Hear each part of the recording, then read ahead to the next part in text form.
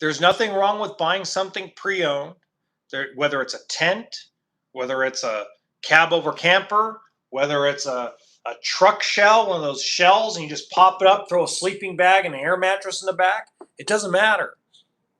These corporations are not all about greed and money. There is some exceptions to that rule. Okay? But the supermajority of companies are providing a service or product to you so that way you can go enjoy yourself. And then the investors, employees, and owners of that company get a return about money every time you spend it. The retail store that sells you the item gets to make a little bit of money. When you make a $50 tent purchase at Walmart, you affect so many people's lives. You touch so many lives when you buy that $50 tent. You affect Walmart employees or Target or wherever you bought it. You affect the company that manufactured it. You affect the investors of that company that put money into that company to make that tent possible. Then you affect all the places you're going to go and camp, including your life, your family's lives. You touch so many people and affect so many things through a $20, $50, $50,000, $150,000 purchase. You affect so many people's lives.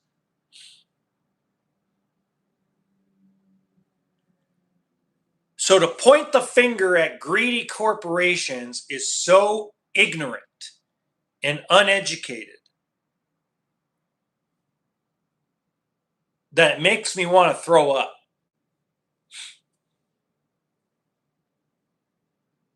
Especially when you have to think about the trickle-down effect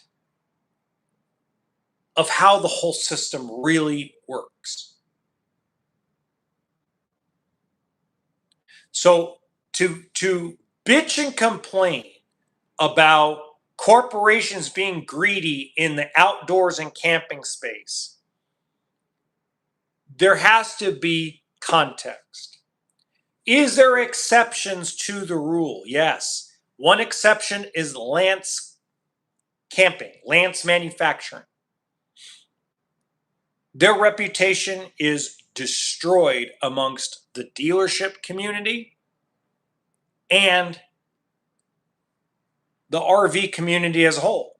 Now, I'm not talking about 2012 and 11 and 8 and 4, because those are great campers, great corporation, great people that ran that spot. But once they sold it to a large corporation, yes, they went and stripped it of what it was, raised the price, and everybody points their finger at that specific example because it's the only example that they have. And they make it out as if everyone is like that.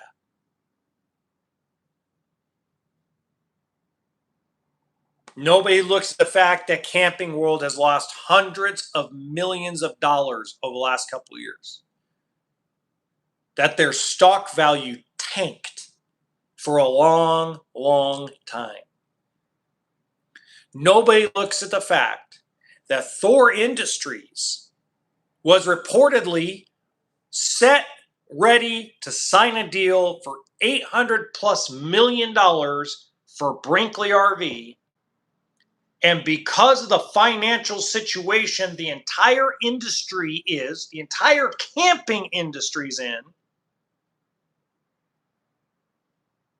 that deal was never consummated. And it may be another 5 or 7 years before Brinkley can sell. And by then, who knows? Maybe they won't. Who knows? Maybe 5 or 6 years from now, everybody's set and ready to roll. And all of them decide, well, we've been in it almost a decade now. Why would we want to stop? We've made some money. Maybe we take the money we have made from Brinkley and we, move on and build a boat company again. And we'll keep this as our asset. Maybe they lengthen their real estate arm. Who knows? We don't know what the future will bring with that.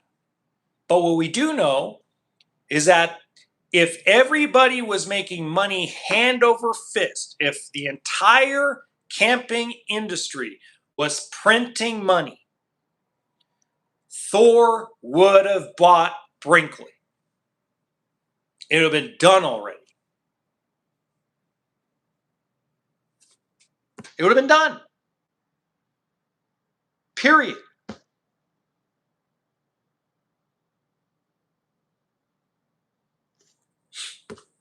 So nobody's printing money off the press.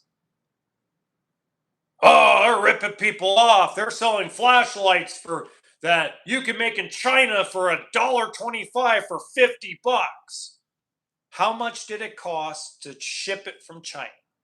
How much did they have to pay the guys on the boat?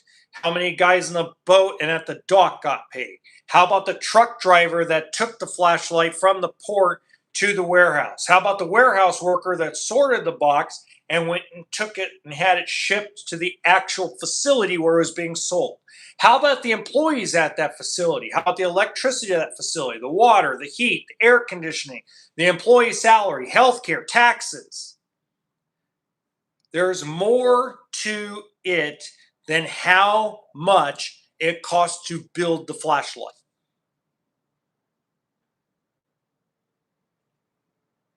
When I sell, I try to explain this to customers. When I sell a used travel trailer on consignment, okay, I try to explain this. There's a cost associated with everything. The guy you just heard a minute ago, he comes up here and gets the units ready. He tests all the appliances. He deals with the propane. He deals with the electricity. There's a cost associated to that. Then I put new batteries on almost every RV unless they're like less than 2 years old. So there's a cost associated to those batteries. There is a cost for my time for selling it, my time for doing the prep or doing the walkthrough, the paperwork. Then on top of that, we have to be able to pay the electricity in this building, the rent. We have to be able to pay for the coffee that we make for customers, the waters we give customers. This is not something where I can buy something for 10 grand and sell for $10,001 and keep my fucking doors open. It doesn't work like that. So when I tell people that my average net profit is about $1,200 on a $30,000 consignment, they go, how do you stay in business? Well, I'm taking out all the costs. This is what we net, about $1,200. And we have to take that $1,200 and we have to go buy more batteries, buy more units. We invest into other properties. The money just doesn't go into the owner's pocket and he goes, I'm super rich. I'm making $1,200 a trailer in my pocket. There's taxes that have to be taken out of that. I mean, I'm just sick and tired of hearing all the bullshit, uneducated crap that is thrown everywhere on the internet. And it starts with dirty politicians that are crookeder than the Eiffel Tower. And I don't care if you're Democrat or Republican. Both Democrats and Republican politicians are crooked. I have not met a politician yet that is not crooked. I don't care if their name is Bernie Sanders, Donald Trump, Alexandria Ocasio-Cortez. I don't care if they're at Fox News, CNN, Abbott. I don't care. They're all crooked because they all let you be stupid and uneducated. And I get tired of hearing that. You're basically telling a union guy that is a union electrician, a union plumber, that he needs to charge you $1 over his cost because $1 or $2 is plenty of profit per hour.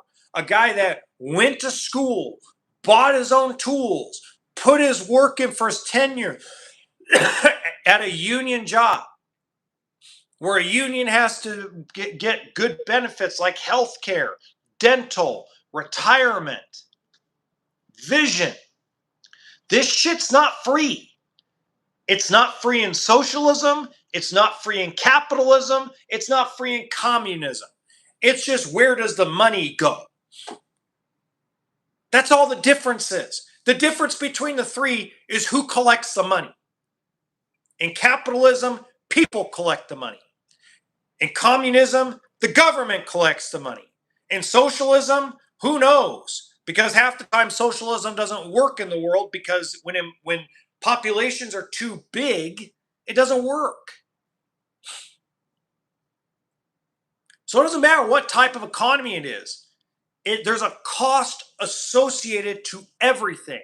A loaf of bread, a gallon of water, a half a gallon of fuel, a cigarette, an alcoholic beverage. There is a cost to everything. Nothing is free. Everything has to be worked for. Everything has to be earned. One way or the other. Period.